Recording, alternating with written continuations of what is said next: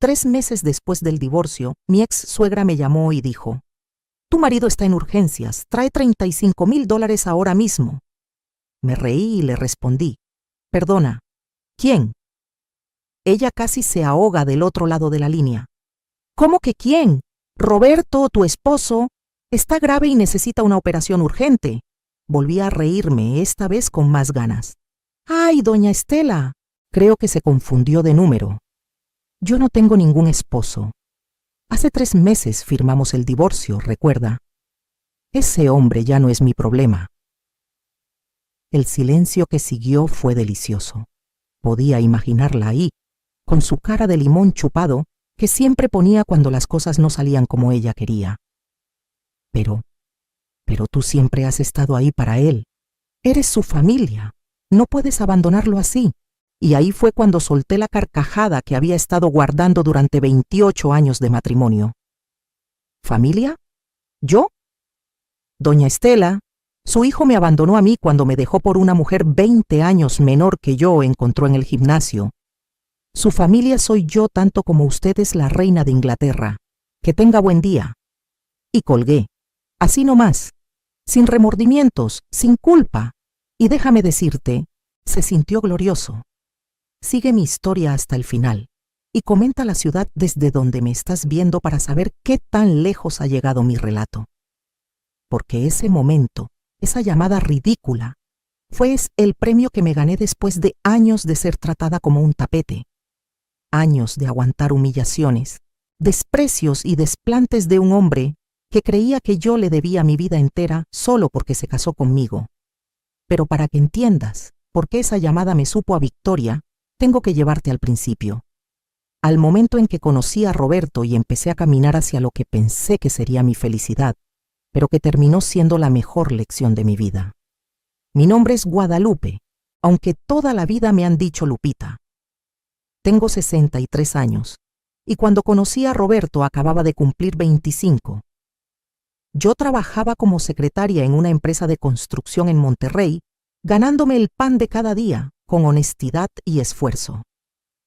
Él era uno de los ingenieros, 8 años mayor que yo, bien parecido, con esa labia que tienen algunos hombres que te hacen sentir que eres la única mujer en el mundo. Durante 6 meses me cortejó como los hombres de antes, con flores, serenatas y esas palabras bonitas que a una mujer joven le hacen perder la cabeza. Yo venía de una familia humilde de Guadalajara. Mi papá era albañil y mi mamá vendía tamales en el mercado. Éramos 6 hermanos y yo era la única que había logrado terminar la preparatoria y conseguir trabajo en una oficina. Cuando Roberto me pidió matrimonio, mis papás lloraron de alegría.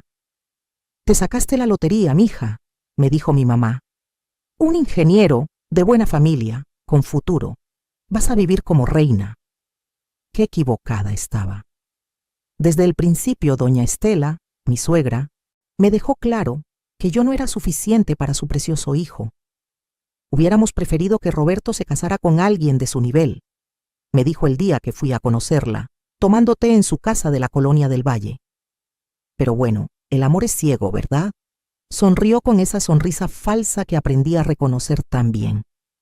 Su esposo, don Armando, ni siquiera se molestó en disimular. Me miraba como si hubiera entrado a su casa a robarles la plata. Roberto se reía de mis preocupaciones. «No les hagas caso, mi amor. Son de la vieja escuela. Ya se acostumbrarán».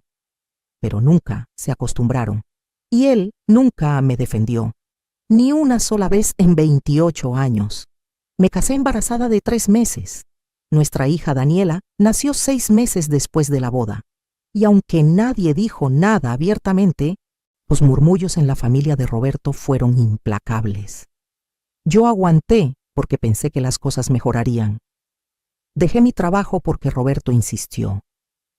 «Una esposa mía no tiene que trabajar», dijo con ese tono que no admitía réplica. 3 años después nació nuestro hijo, Miguel. 2 niños hermosos que se convirtieron en mi vida entera mientras su padre trabajaba hasta tarde todos los días. O eso decía. Los crié prácticamente sola. Roberto llegaba tarde, cansado, de mal humor. Los fines de semana se iba a jugar golf con sus amigos o a casa de sus papás, donde yo siempre era recibida con esa frialdad que hiela hasta los huesos.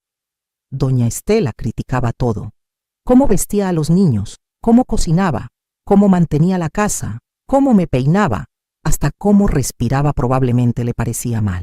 Y Roberto callado, dejándola hablar, dejándola humillarme una y otra vez. Yo me convertí en una sombra de quien había sido. La Lupita alegre, soñadora, que quería comerse el mundo, se transformó en una mujer que pedía permiso hasta para comprarse un par de zapatos. Roberto controlaba todo el dinero.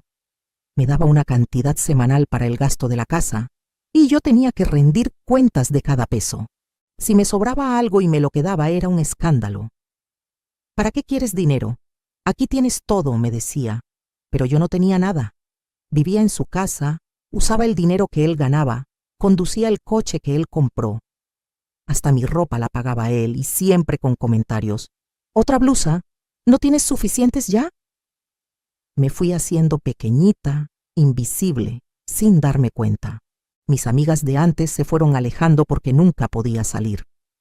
Roberto no quiere que ande de callejera, les decía avergonzada. La verdad es que él no quería que tuviera vida propia, relaciones propias, pensamientos propios.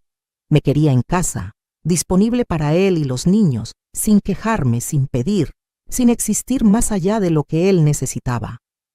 Los años pasaron así, uno tras otro, idénticos en su mediocridad. Daniela y Miguel crecieron y se fueron a estudiar a la universidad. Daniela a Guadalajara, Miguel a la Ciudad de México. La casa se quedó vacía y silenciosa. Roberto cada vez llegaba más tarde. Ya ni siquiera se molestaba en inventar excusas creíbles. Junta de trabajo, compromiso con clientes, proyecto urgente, yo asentía y callaba, porque así me había acostumbrado a vivir, en silencio, sin hacer olas, siendo la esposa perfecta de un hombre que cada día me despreciaba más. Doña Estela seguía con sus comentarios venenosos cada vez que nos veíamos. «¡Ay, Lupita, te has dejado ir! Antes por lo menos te arreglabas un poco. ¿No será por eso que Roberto se ve tan estresado últimamente?» Yo me tragaba las lágrimas y sonreía. Siempre sonreía. Era más fácil que pelear. Pero la gota que derramó el vaso no vino de Roberto directamente. Vino de mi propia hija. Daniela llegó un fin de semana de visita y me encontró llorando en la cocina. Era mi cumpleaños número 53. Roberto se había ido desde temprano diciéndome que tenía que trabajar. Ni siquiera me felicitó. «Mamá, ¿por qué sigues con él?», me preguntó Daniela abrazándome. «Porque es tu papá, porque es mi esposo, porque así son las cosas», le respondí con las excusas que me había repetido durante años. Ella me miró con una tristeza que me partió el corazón. «Mamá, papá tiene una amante. Todo el mundo lo sabe, menos tú aparentemente». Me quedé helada. «¿Qué dices?». «Mamá, por favor». Tiene años con la misma mujer, una entrenadora del gimnasio. Se llama Jessica. Tiene 30 años. El tío Ramón los vio juntos en Playa del Carmen el mes pasado, cuando tú pensabas que papá estaba en una conferencia en Querétaro. El mundo se me vino abajo. No porque no lo hubiera sospechado alguna vez, sino porque finalmente no podía seguir negándolo. Ya no era una intuición, una paranoia mía. Era la verdad, confirmada, innegable. Confronté a Roberto esa noche cuando llegó. Eran las 11 de la noche. Olía a perfume que no era el mío. «¿Es cierto? ¿Tienes una amante?», le pregunté temblando. Esperaba que lo negara, que se enojara, que me llamara loca.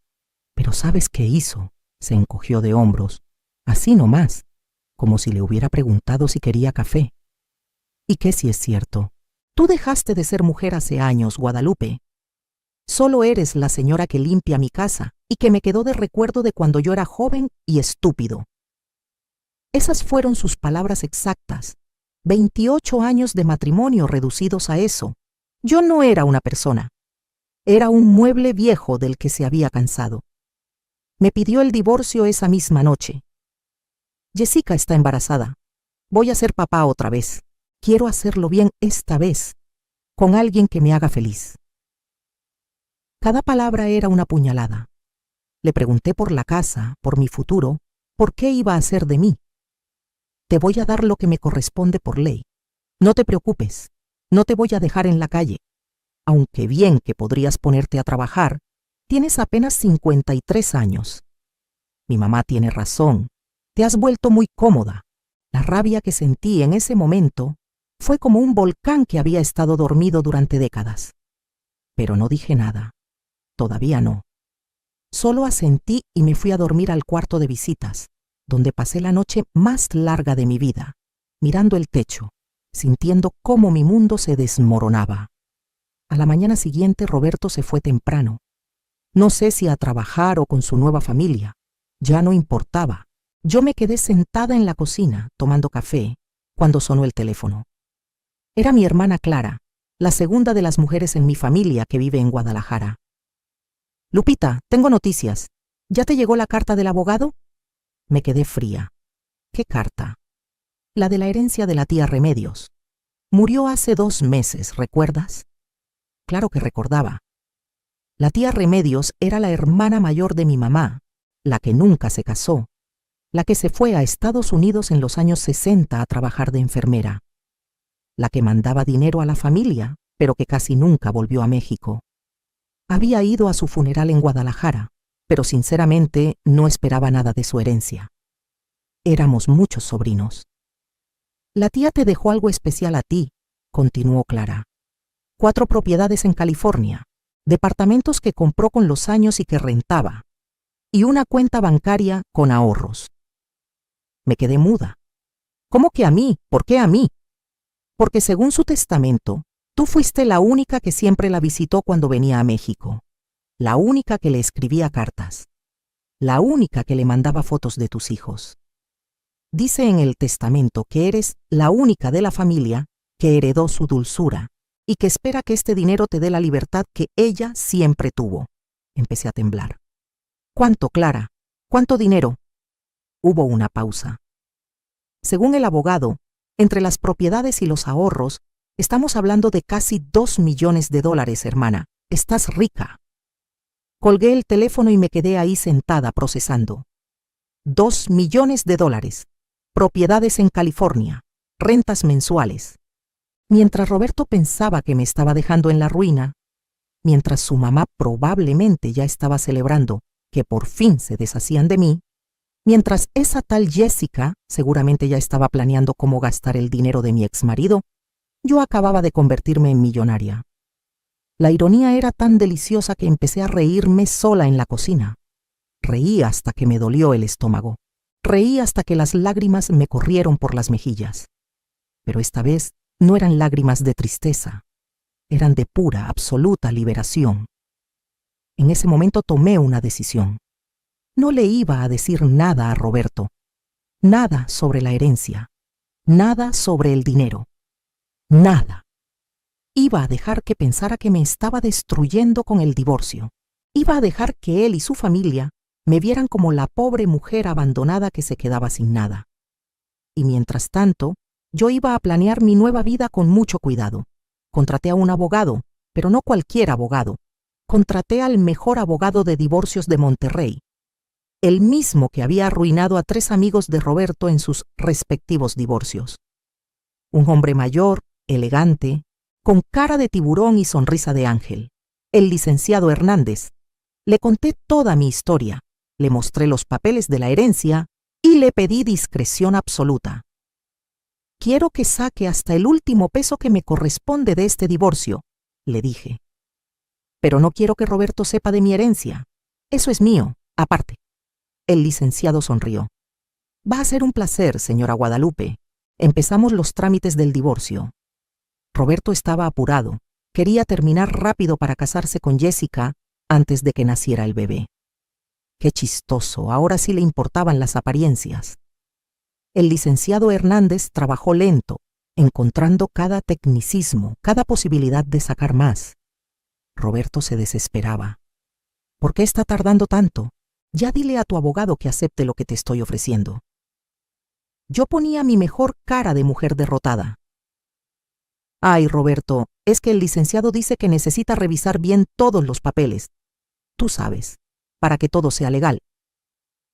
Mientras tanto, mi abogado descubrió cosas interesantes, como que Roberto tenía otra cuenta bancaria que nunca me había mencionado, como que había comprado un departamento a nombre de una empresa fantasma, como que había estado desviando dinero de su sueldo durante años.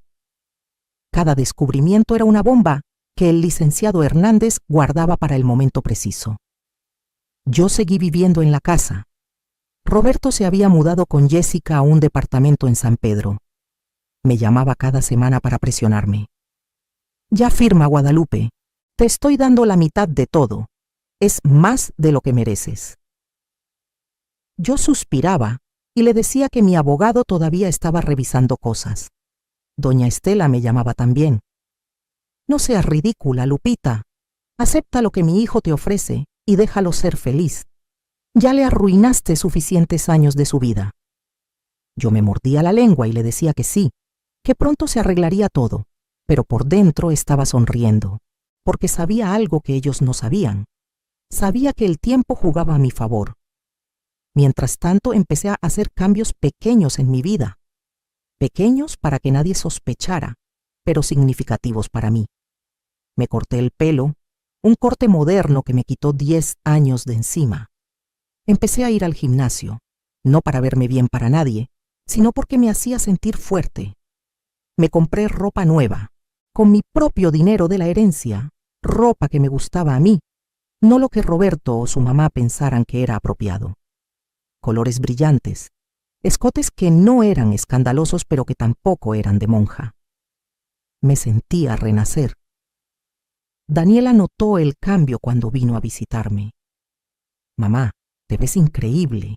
¿Qué pasó? Le sonreí. Pasó que me estoy encontrando a mí misma, mija. Fueron 3 meses de divorcio en proceso. 3 meses en los que Roberto se casó con Jessica en una boda pequeña, íntima, donde yo, por supuesto, no estaba invitada.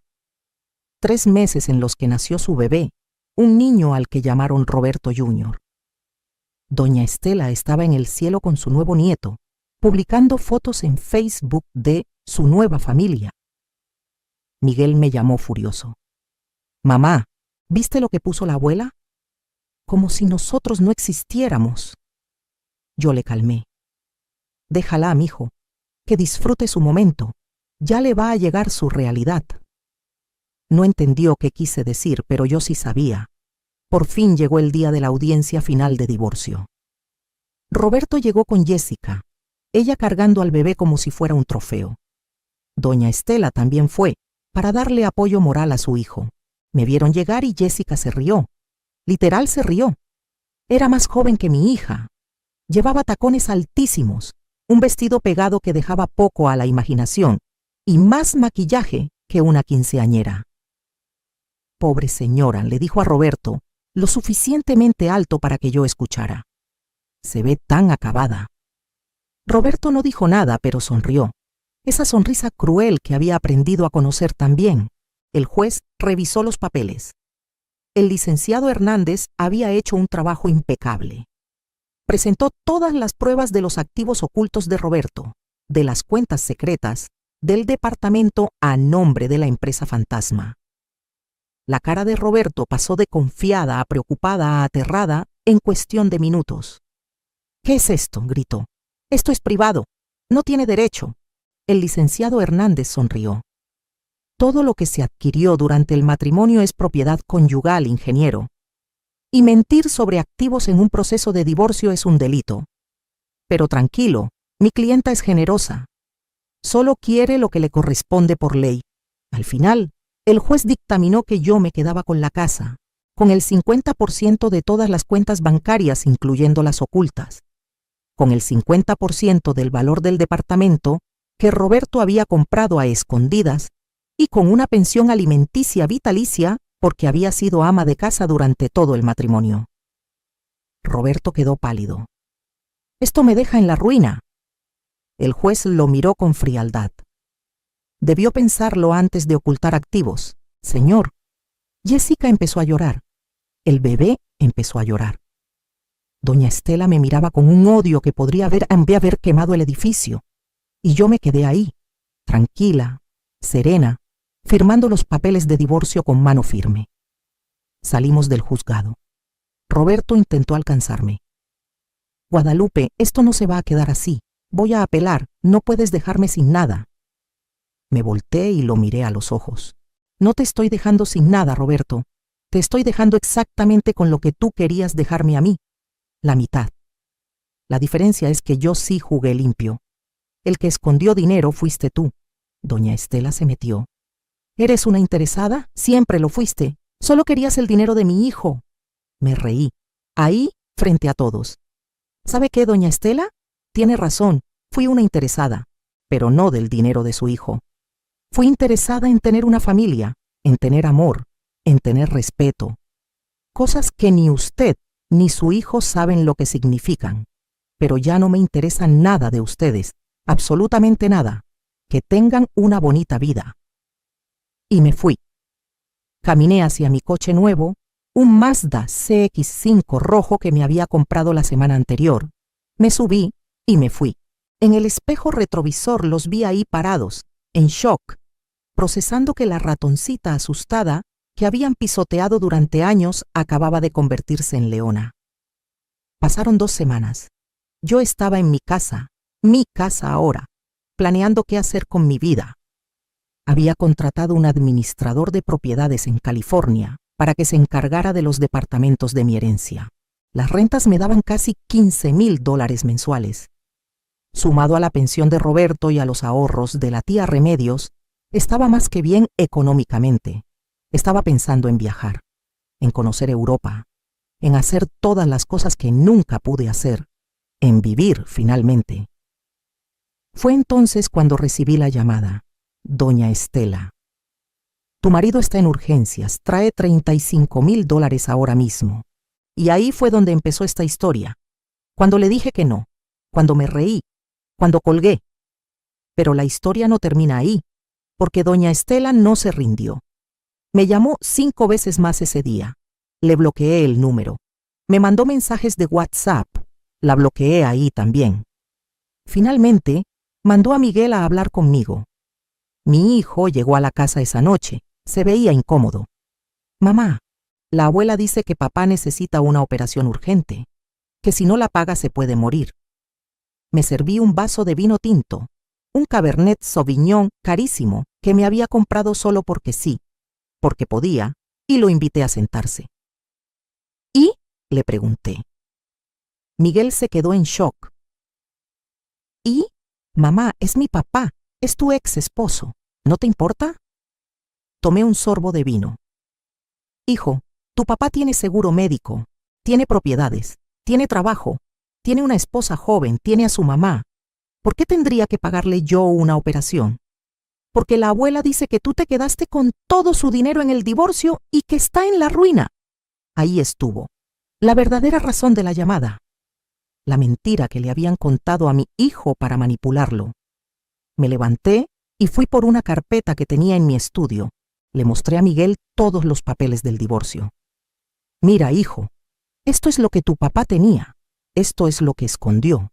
Esto es lo que el juez determinó que me correspondía. Tu papá se quedó con la mitad de todo, más su salario completo, más su pensión, más sus negocios. No está en la ruina. Está exactamente en la misma posición económica que yo. La diferencia es que él tiene que mantener a una esposa y a un bebé, y yo no tengo que mantener a nadie más que a mí misma. Miguel leyó los papeles. Su cara pasó por varias emociones: sorpresa, enojo, decepción. ¿Papá tuvo una cuenta secreta todo este tiempo? Varias, le respondí. ¿Y el departamento que compró sin decirte? También.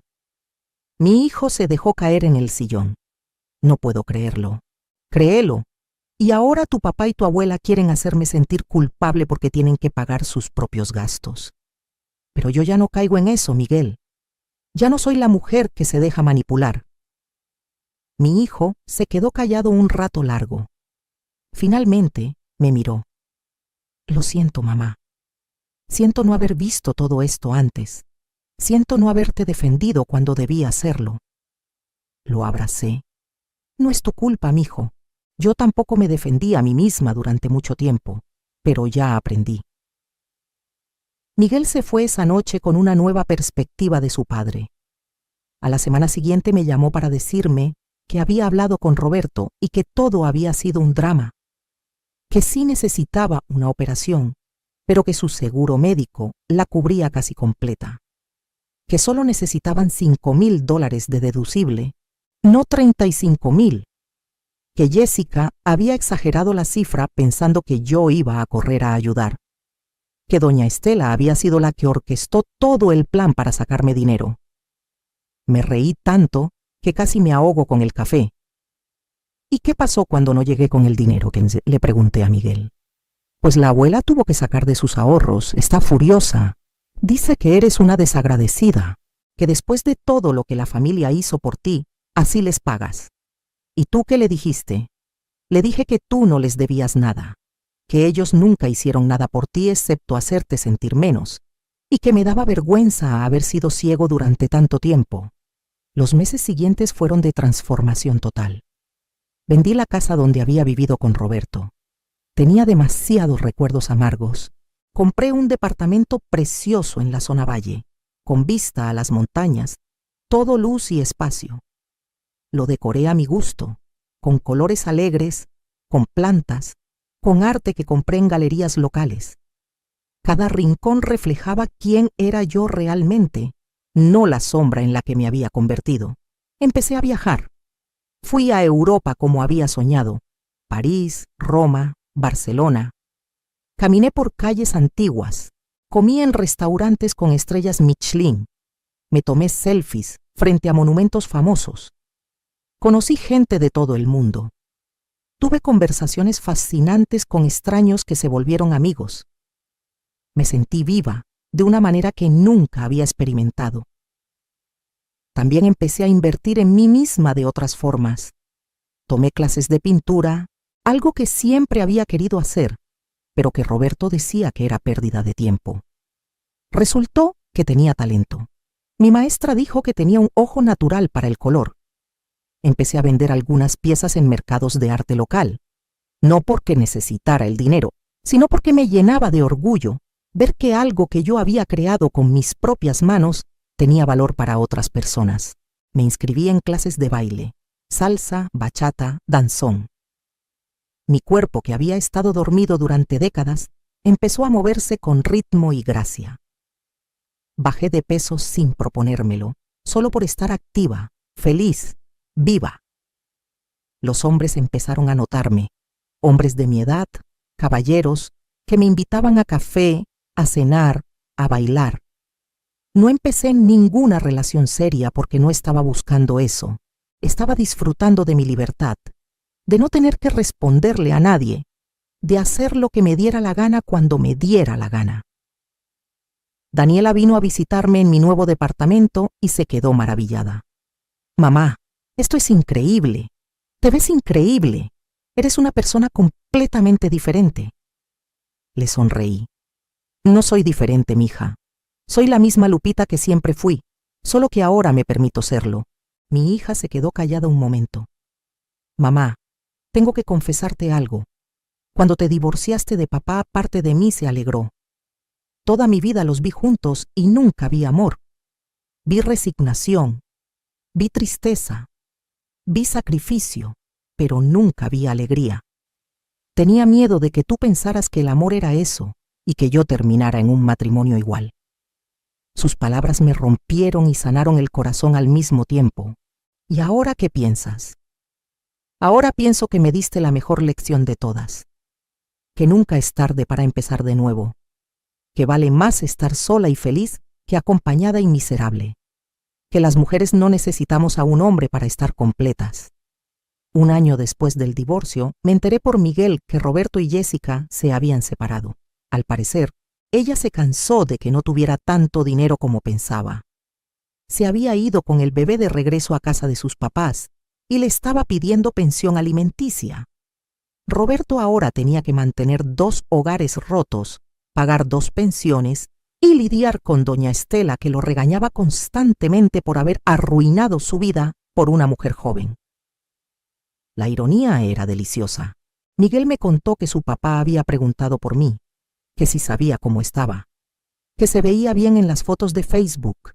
Le dije a Miguel que le dijera a su papá que yo estaba perfectamente bien, mejor que nunca, y que le deseaba lo mejor. Nada más. No había rencor en mi corazón. El rencor es un veneno que te tomas tú esperando que mate al otro. Yo había dejado ir todo eso. Roberto ya no ocupaba espacio ni en mi mente ni en mis emociones. Doña Estela intentó contactarme una vez más, casi 2 años después del divorcio. Me mandó un mensaje largo por WhatsApp. Decía que Roberto estaba deprimido, que extrañaba los viejos tiempos, que la familia estaba rota, que si yo podía encontrar en mi corazón el perdón para hablar con él, darle otra oportunidad. Me reí tanto que me dolieron las costillas. ¿Perdón? ¿Otra oportunidad? Le respondí con un mensaje corto y claro. Doña Estela, su hijo tuvo 28 años de oportunidades. Las desperdició todas. Yo no soy un refugio para cuando su vida no sale como planeó. Soy una mujer completa, feliz, realizada, que no necesita ni quiere nada de él. Le sugiero que en vez de intentar arreglar la vida de su hijo, le enseñe a ser responsable de sus propias decisiones. Que tenga buen día. Y la bloqueé. Definitivamente. Sin culpa. Ahora, a mis 63 años, vivo la vida que siempre debí vivir.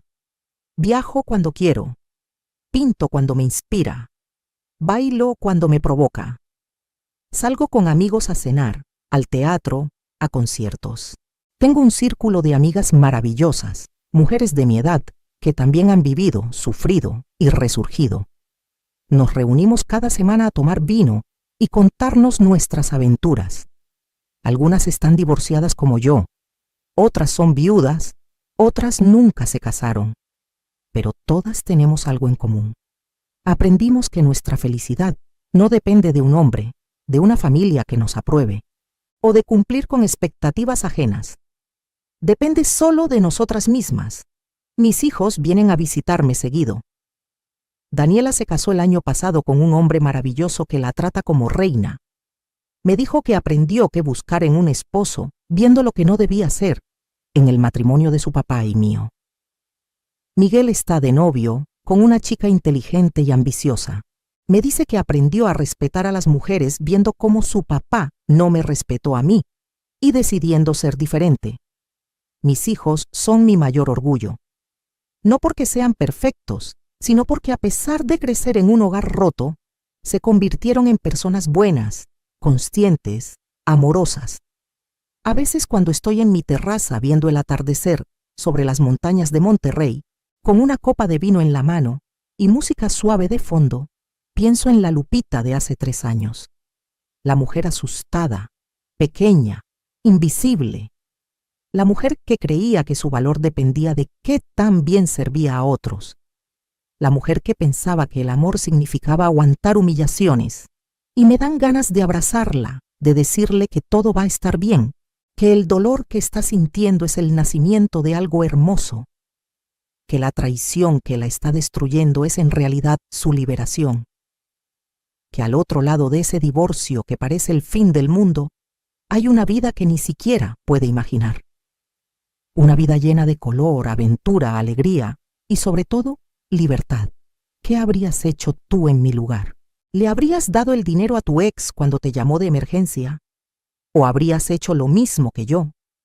Comenta abajo. Y si mi historia te resonó, si te hizo sentir algo, compártela.